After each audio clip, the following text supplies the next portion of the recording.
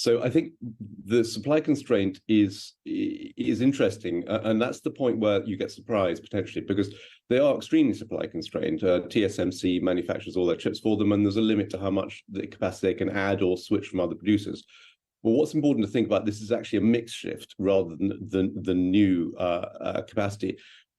Traditionally, they've sold graphics chips to PC gamers. Maybe a credit-sized card bit of silicon would produce, let's say, 20 graphics chips, might sell for $200 each once they're packaged up.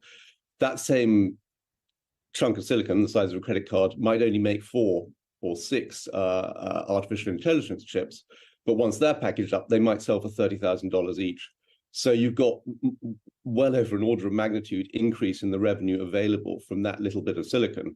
At almost identical production costs. So it doesn't cost much more to make an AI chip of a certain area than it does to make the graphic chips of that area. So all that upside is basically profit. And that's why the margins are shooting up. The revenue can grow at an extraordinary rate. Whereas actually unit volumes, I suspect, if they gave us unit volumes, would probably be falling because they're selling fewer, but much bigger and far more valuable chips. So essentially giving up some of the graphics business, which is a good business, but it's not as good as the AI side, in order to take the AI. And that allows these extraordinary changes in revenue and profitability.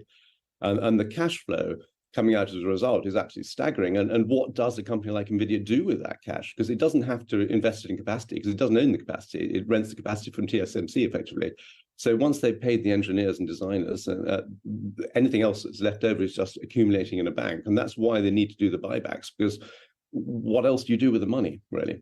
Yeah, I suppose that buyback then makes sense. Good morning, William. So the expectations here, to some extent, you've even noted, are pretty modest in some respects, and perhaps behind the curve a little bit, considering how things have gone actually over the past couple of quarters, actually, where everything has been set. They've put out projections, Nvidia themselves, and then always beating those projections. I mean, is this the worst nightmare for valuations? Because we look at that stock price and we think 500 is currently where it is.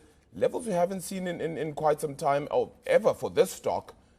Does this make it difficult from a valuations point of view? Because the valuation, the absolute stock price is completely irrelevant. Taking a multiple of backward-looking sales or backward-looking earnings is, in this case, completely irrelevant, because the business model is changing dramatically with this massive increase in margins as you have a mix shift to much more profitable products. What you need to do is take a forward multiple. And I haven't looked to see what it is today, but a few days ago it was trading at around 42 times next year's earnings, and that's pretty much exactly where it's been for the last 3 years. So this company is trading exactly where you would expect it to be. The reason it's up so much this year is because those forecast earnings have gone through the roof.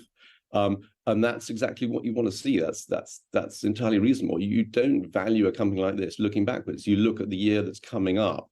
On that basis, this company is precisely at the valuation you would expect. Doesn't mean to say it's cheap, but I'd be worried if it was cheap. This is the best positioned company in the world. Again, it won't last forever. None of these things ever last forever. But on the trajectory we are at the moment, the valuation it's at seems to me to be, reassuringly expensive, as it were. I don't have a problem with the valuation of this company at this moment.